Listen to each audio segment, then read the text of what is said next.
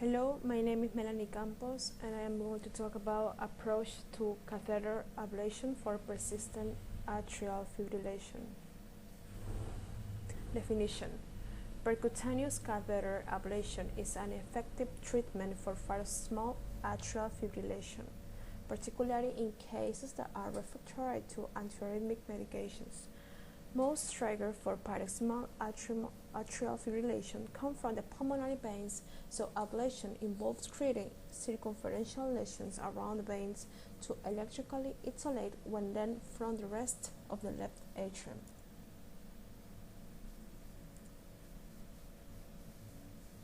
For the control of the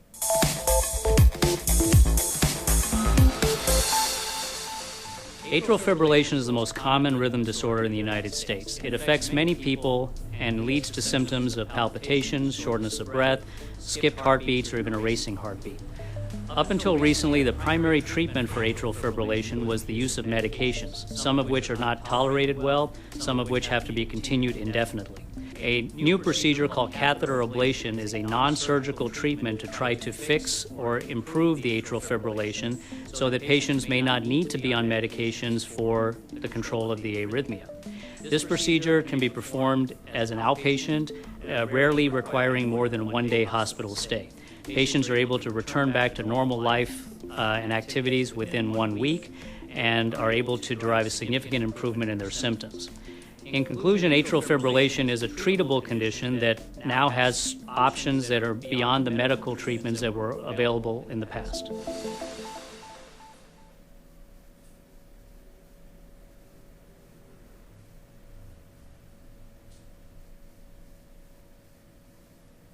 Applications in medicine. Catheter ablation for persistent atrial fibrillation is more challenging and is associated with less favorable outcomes. To improve outcomes, ablation targeted substrates that maintain fibrillations.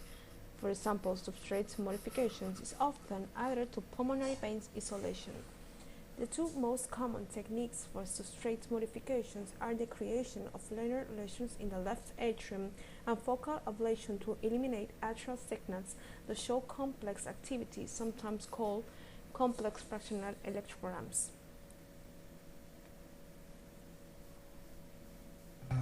AF ablation, surgical and catheter. Before I talk about the procedure itself, I'm just going to touch on the basis of the background to this, which will then kind of explain why this procedure is important or necessary or should be incorporated. Atrial fibrillation has been classified as paroxysmal, persistent, and long-standing persistent AF. The duration and the definition have changed a little bit over here and there. I tell my patients that in my view there are short-lasting, long-lasting, and everlasting AF. That just keeps it simple for me. Cardiac surgeons are simple. The treatment for atrial fibrillation has been initially antiarrhythmic drugs, then percutaneous intervention in the form of catheter ablation. Surgical treatment includes more minimal access now, but also sometimes a standard surgical stenotomy. Antiarrhythmic drugs are good at maintaining sinus rhythm. About 40 to 50% patients in various studies have shown that they stay in sinus rhythm on antiarrhythmic drugs. Problem with the antiarrhythmic drug is the side effects and compliance. They also interfere with anticoagulation. The randomized controlled studies between catheter and antiarrhythmic drugs shows that the catheter ablation does have an edge over antiarrhythmic drugs. Recent trials also shown that the catheter ablation was of benefit in reducing mortality in patients with heart failure, also reducing the admission to the hospitals. And these are the guidelines from our country, and I will just read the first part, which says catheter ablation should be considered for symptomatic paroxysmal or persistent AF, refractory or intolerant to antiarrhythmic drugs. However, the results of catheter ablations vary when it's paroxysmal AF or persistent AF. It's pretty good for paroxysmal AF. Reported success rate is between 70 to 90%. But when you look at the persistent AF, the success rate is not duplicated. It barely touches 40 to 50%. With multiple procedures and other lesions said it can be improved further, but long-term success is still not pretty good, which means that the persistent AF is a different beast. Surgeons have been doing surgical ablation of AF for quite some time.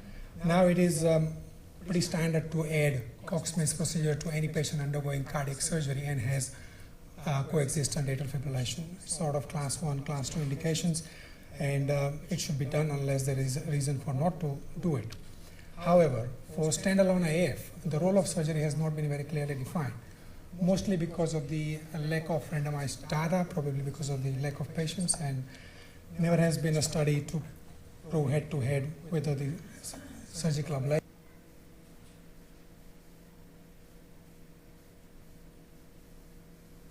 Pros and cons. Data from randomized trial comparing methods of ablation for persistent atrial fibrillation are limited. Despite the paucity of data, guidelines suggest that operators should consider more extensive ablation based on the linear lesions or complex fractionated electrograms for ablation of persistent atrial fibrillation. Whether more extensive ablation improves outcomes is unclear. Therefore, the trial compared three approaches to ablation for persistent atrial fibrillation: ablation with pulmonary vein isolation alone, pulmonary vein insulation plus ablation of complex fractionated electrograms, and pulmonary vein insulation plus linear ablation.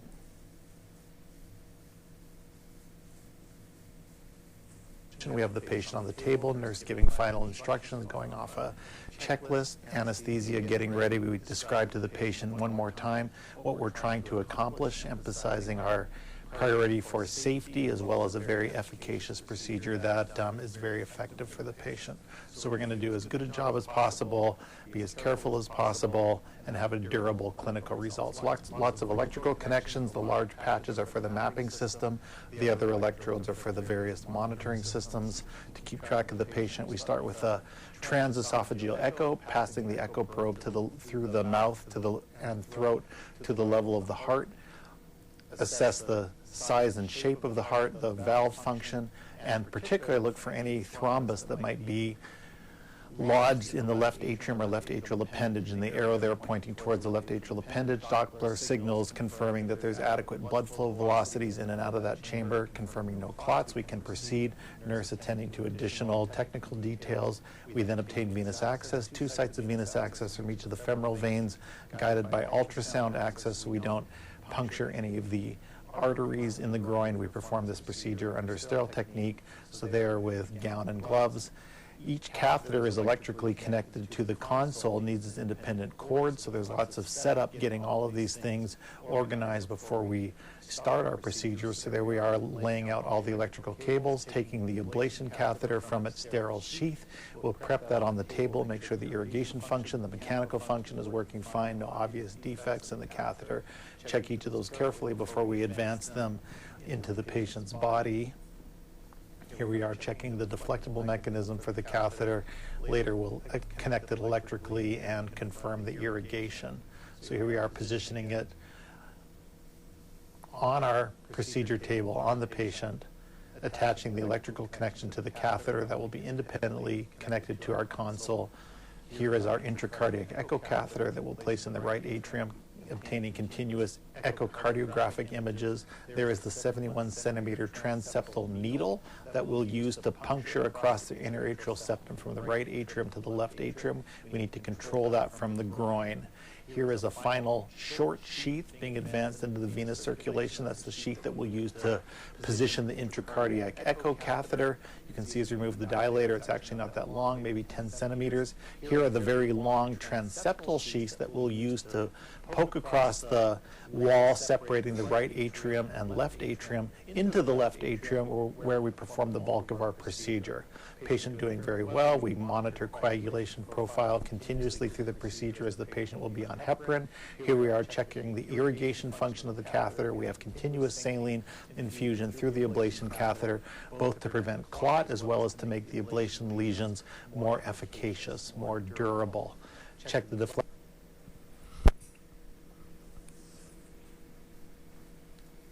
Issue applied in Ecuador. Patients were required from 48 experience centers in 12 countries. Patients were eligible if they were 18 years old of age or older, had symptomatic persistent atrial fibrillation, a sustained episode lasting more than 7 days, refractory to at least one antiarrhythmic agent, and were undergoing ablation for the first time. Exclusion criteria include the paroxysmal atrial fibrillation, sustained atrial fibrillation lasting more than 3 years, and left atrial diameter of 60 mm or greater.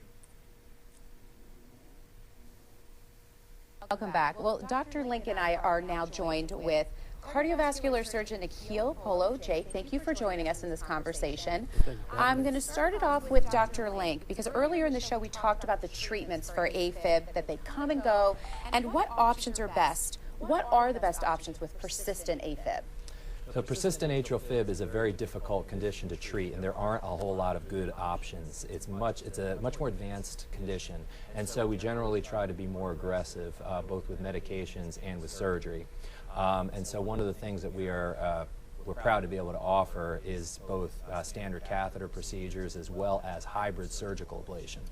Dr. Jake, that's where you come into play to talk to us about what is hybrid ablation. So it's a very good question. So typically we, like Dr. Link mentioned, there's a catheter ablation and then there's surgical ablation. But usually surgical ablation requires open heart surgery in the hospital stay. So hybrid ablation is where we take the big things or the most key parts of the surgical ablation, which is ablating the parts in the back of the heart, which is very hard with the catheter, and then let Dr. Link do his part, which is easier for him.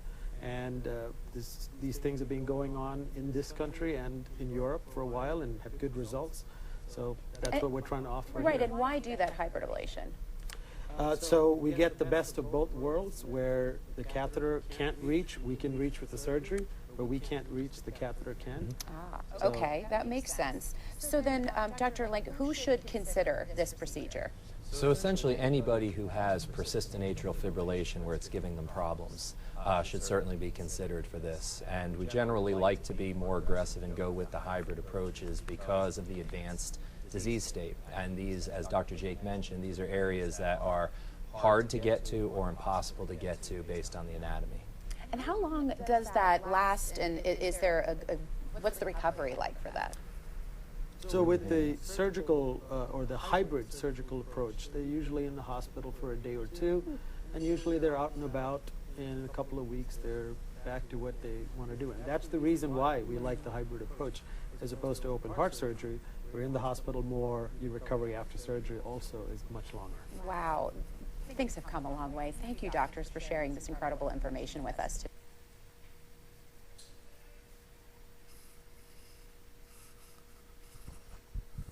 And counted. We are trying to identify the most fractional.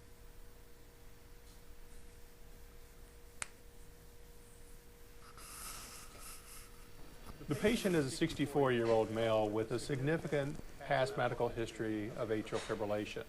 He was diagnosed with AFib in 2003, underwent his first AFib ablation in 2004, but shortly afterwards developed sinus node dysfunction. He had a pacemaker placed in 2006 and was started on sotalol, but yet he had more atrial fibrillation and underwent a second ablation in 2008. For 9 years he did well, but in 2017 developed more atrial fibrillation persistently and has been in AFib for the last 7 months. I saw him in clinic, we discussed treatments, and we've decided on another ablation. The electrode vest is placed on the patient in the pre-procedure area.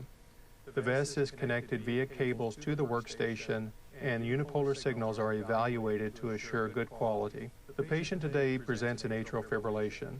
In order to use the AF signal for phase map analysis, we need to collect the atrial signal void of QRST segments and be of a duration of at least 850.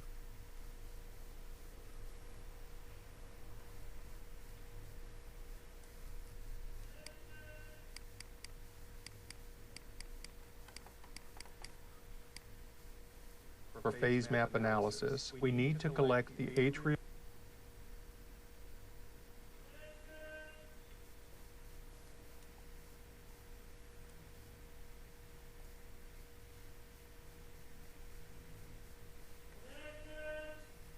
Conclusion.